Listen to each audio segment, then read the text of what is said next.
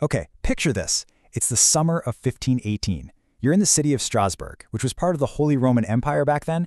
The sun is beating down, the streets are completely packed, and suddenly, one of the absolute most bizarre events in human history just starts unfolding right in front of you. We're talking about the infamous dancing plague of 1518. This was a completely mysterious outbreak where hundreds of people danced uncontrollably for days, and in some cases even weeks. Throughout this explainer, we're going to dig into the actual historical records, city documents, physician notes, and chronicles from the time, to figure out exactly what happened, why it happened, and why this centuries-old mystery is still genuinely unsettling today. So this entire phenomenon actually traces back to just one single person. In July 1518, a woman named Frau Troffea stepped out of her house, walked into the narrow streets of Strasbourg, and she just started dancing. Witnesses at the time noted that she danced continuously for hours and then for days. She was completely unable, or maybe just unwilling, to stop. And the weirdest part? There was no festival, no music playing, literally no reason to celebrate. She would just dance until she collapsed from pure exhaustion, catch her breath for a minute, and then drag herself right back up to start moving all over again. Now, I need you to completely throw out your modern idea of dancing. When we think of dancing today, we think of parties, right? Joy, artistic expression, having fun. But this was an absolute nightmare. Contemporary descriptions paint a really horrifying picture. The afflicted people didn't look happy at all. They looked distressed, dripping with sweat, utterly exhausted, and genuinely terrified. Witnesses actually reported that some of these dancers screamed in agony, while others were convulsing and staggering around like they were trapped in some dark, trance-like state. They danced until their feet literally bled. And what started as one strange occurrence rapidly escalated into a full-blown crisis. At first, onlookers probably just thought, Frau Troffea was acting a bit strange. But within just a few days, other people began joining her in the streets, mimicking that exact same frantic, uncontrolled movement. It spread like wildfire. By August, which is just mere weeks after it started, historical reports state that anywhere from 50 to 400 people had been swept up in this bizarre contagion. Hundreds of citizens were now writhing and staggering through the city squares. To really understand why this happened, we have to look at the miserable conditions in Strasbourg at the time. I mean, people don't just spontaneously start dancing in the streets by the hundreds for no reason, right? The city was basically a pressure cooker of misery. They had just endured brutal famine and total crop failures. Deadly diseases like smallpox and syphilis were running absolutely rampant. Add to that crushing economic hardship, intense religious fear, and a population that was deeply steeped in widespread superstitions. The people of Strasbourg were psychologically primed for disaster. They were starving, sick, and frankly terrified of the world around them. In medieval Europe, when bad things happened, people didn't turn to science. They looked straight to the supernatural. A huge, very common belief back then was that supernatural forces, or angered saints, could punish sinful communities with terrible curses. Which brings us to Saint Vitus. He was a Christian saint who is heavily associated with nervous disorders and, specifically, dancing. The people of Strasbourg truly believed that if Saint Vitus was angry with you, he could curse you with an uncontrollable need to dance. And that immense religious fear was just hanging over the entire city like a heavy blanket. Now, you're honestly not going to believe how the city authorities chose to handle this. When the officials and doctors looked at these bleeding, screaming people, they applied the cutting-edge medical knowledge of 1518. They diagnosed the victims with something called hot blood. And their brilliant solution? The victims just needed to keep dancing until the illness literally burned itself out of their systems. So the government stepped in and did something absolutely mind-boggling. They built wooden stages in the public squares, they hired musicians, and they even brought in professional dancers to keep the afflicted moving. Yeah, a big surprise. That completely backfired. By providing stages and upbeat music, the authorities definitely didn't cure the hot blood.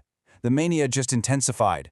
The loud, pulsing music and the sight of hundreds of people dancing on elevated platforms acted like a giant magnet. It drew huge crowds, and more onlookers got swept right up into the frenzy. The government's logical attempt to solve a medical crisis ended up supercharging the terrifying mania, and it just spread even further into the heart of the city. Eventually, the city officials realized their hot blood treatment was a total disaster, so they completely shifted gears. By late summer, they took the remaining dancers away from the chaotic city squares and brought them to remote shrines dedicated to Saint Vitus. They swapped out the musicians and stages for solemn religious rituals and prayers. And strangely enough, it worked. Soon after they were taken to the shrines, the outbreak began to slowly fade, and by September 1518, the dancing plague completely vanished from Strasbourg. So, that brings us to one of the darkest and most hotly debated questions among historians today. Did people actually dance themselves to death?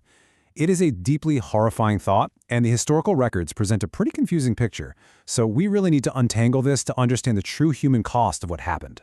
If you look at the historical claims, they state that at the absolute peak of the plague, up to 15 people were dying every single day. Now, modern historians suspect those numbers might have been exaggerated over the centuries as the story was retold.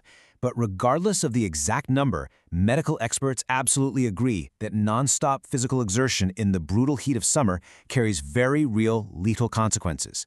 We're talking heart attacks, strokes, severe dehydration, and fatal exhaustion.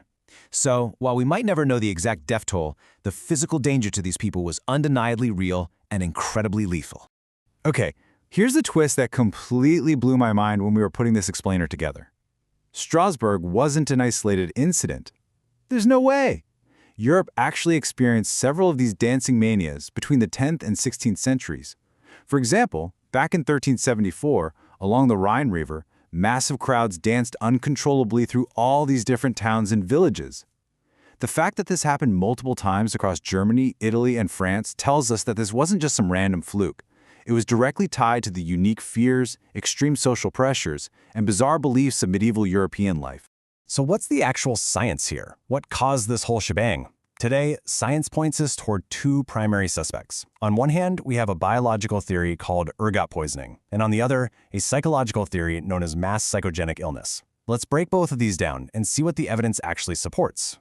Let's start with theory number 1, ergot.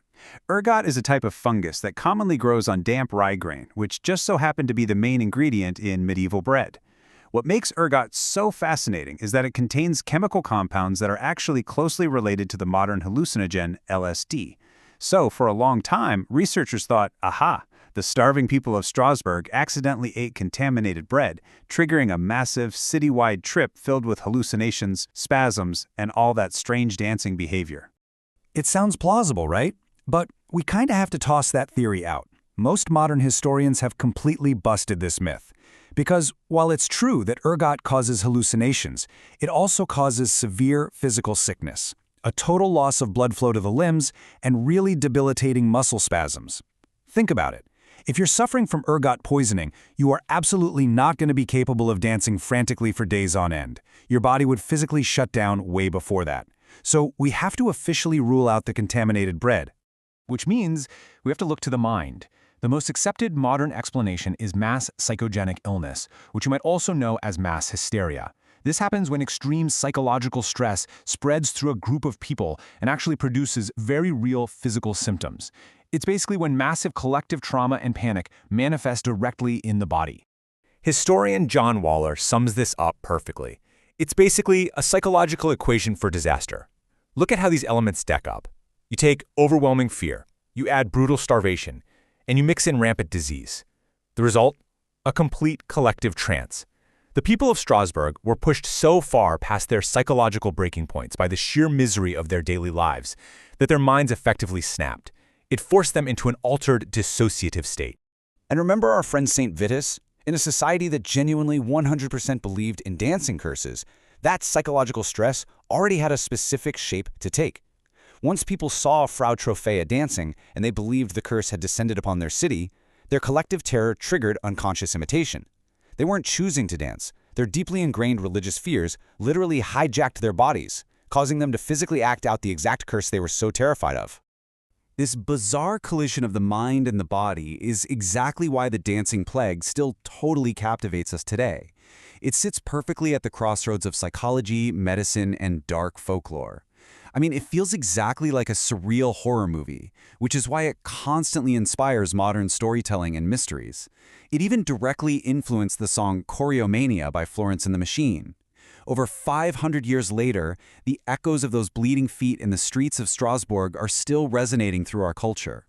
But here is the most unsettling takeaway from all the data and historical sources we've unpacked in this explainer. Even with our advanced modern psychology, our incredible medical experts, and centuries of historical research, we still do not fully understand it today.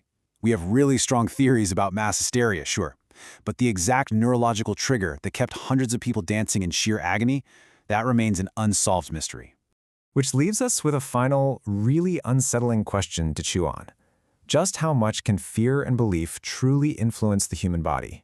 If the sheer terror of medieval life could force hundreds of people to dance themselves into exhaustion and even death, what's our modern equivalent? Just how much control do our minds really have over us when true panic sets in?